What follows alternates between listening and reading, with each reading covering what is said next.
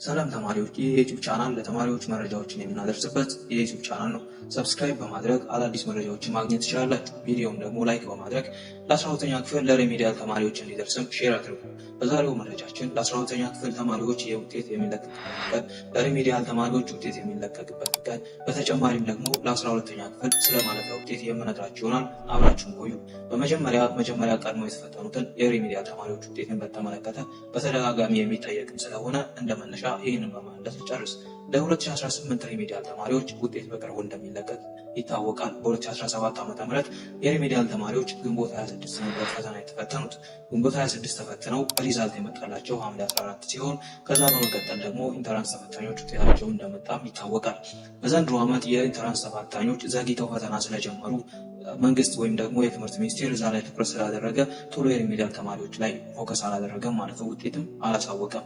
ስለዚህ ከዚህ ጋር ተያይዞ የሬሜዲያል ተማሪዎች ውጤት ሊዘገይ ይችላል ማለት ነው። ስለዚህ የሬሜዲያል ተማሪዎች ከፊታችን ባሉት ቀናት 2 ሳምንታት ውስጥ ውጤት ይፋ ይደረጋል ተብሎ ይጠበቃል ማለት ነው። በዛ ቢባል እስከ ነሐሴ መጀመሪያ ድረስ ውጤታችሁ ይፋ ይደረጋል ተብሎ ይጠበቃል። ባለፈው ዓመት ሐምሌ 14 ይፋ የሆነበት ምክንያት የኢንተራንስ ተፈታኞች ቶሎ ፈተናቸውን ስለጨረሱ ትምህርት ሚኒስቴር ትኩረትን ወደ ሬሜዲያል ተማሪዎች ማድረጉ ይታወሳል ማለት ነው። በዚህ ዓመት ደግሞ የ12ኛ ክፍል ተማሪዎች ፈተና በኦንላይን ስለተፈተኑ የፈተና ጊዜያቸው ተራዝሟል ማለት ነው። ስለዚህ የሬሜዲያል ውጤት በዚህ ምክንያት ሊዘገይ ይችላል ማለት ነው። ወደ ሁለተኛው መረጃችን ስንሄድ፣ ሁለተኛው መረጃችን ደግሞ የኢንተራንስ ፈተና ውጤት ሪዛልት መቼ ይፋ ይሆናል ነው። የኢንተራንስ ፈተና ይፋ የሚሆነው በቅርቡ ነው።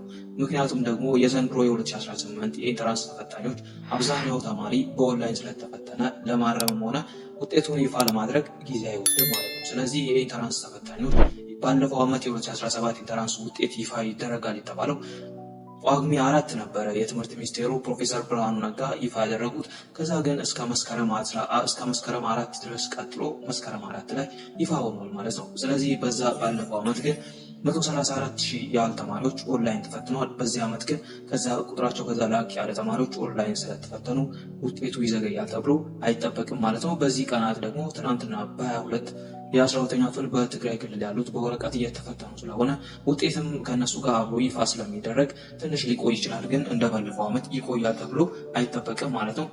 ትምህርት ሚኒስቴር ባለፈው ዓመት ተማሪዎች ወደ ዩኒቨርሲቲ መስከረም 8 ይገባሉ ቢልም ተማሪዎች ግን ወደ ጥቅምት ነበረ ወደ ዩኒቨርሲቲ የገቡት።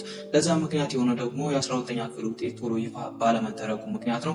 በዚህ ዓመትም ትምህርት ሚኒስቴር መስከረም 5 ተማሪዎች እስከ መስከረም 10 ድረስ ወደ ግቢ ይገባሉ ቢልም ውጤት ይዘግይ የሚለው ግን ለዛ መንስኤ ይሆናል ማለት ነው። ስለዚህ 12ኛ ክፍል ውጤት በዛ ከተባለ እስከ መስከረም 5፣ አነሰ ከተባለ ደግሞ በጳጉሜ ወር ይለቀቃል ማለት ነው። ሌላው ማወቅ ያለባችሁ በ2017 ዓ.ም የ12ኛ ክፍል ማለፊያ ውጤት 50% ነው። ከ2015 ጀምሮ የ12ኛ ክፍል ውጤት ማለፊያ 50% ነው ማለት ነው። ከ700 ከተፈተናችሁ 350፣ ከ600 ከተፈተናችሁ ደግሞ 300 ይሆናል ማለት ነው። ስለዚህ በዚህ ዓመት ደግሞ የተፈተናችሁት 6 ትምህርት ነው። ስለዚህ የሚያዘው ከ600 ነው። 300 ያመጣ በቀጥታ ያልፋል ማለት ነው። በፐርሰንት ስናየው 50% ያመጣ ያልፋል ማለት ነው። ስለዚህ ባለፈው ዓመት ካስታወሳችሁ 12ኛ ክፍል ያለፉ ተማሪዎች ውጤታቸው ተስተካክሎ ከ297 በላይ ያመጣ ተማሪ እንዲያልፍ ተደርጓል ማለት ነው። ያም የሆነበት ምክንያት ደግሞ 49.4 በላይ ያመጡት በፐርሰንት ሲሰላ ወደ 49.4 ያመጣ ተማሪ ማለፍ ስለሚችል ማለፊያ ውጤቱ 297 እንደሆነ ማስታወስ ይቻላል ማለት ነው። በዚህ ዓመትም ይሆናል ተብሎ የሚጠበቀው 297 ነው። ስለዚህ ማለፊያ ውጤት 297 ይሆናል ማለት ነው። አዳዲስ መረጃዎች ከተሰሙ ወደ እናንተ የማድረስ ይሆናል። ቻናሉን ሰብስክራይብ በማድረግ ኢንፎርሜሽኑን መጠበቅ ትችላላችሁ። ሰብስክራይብ አድርጉ።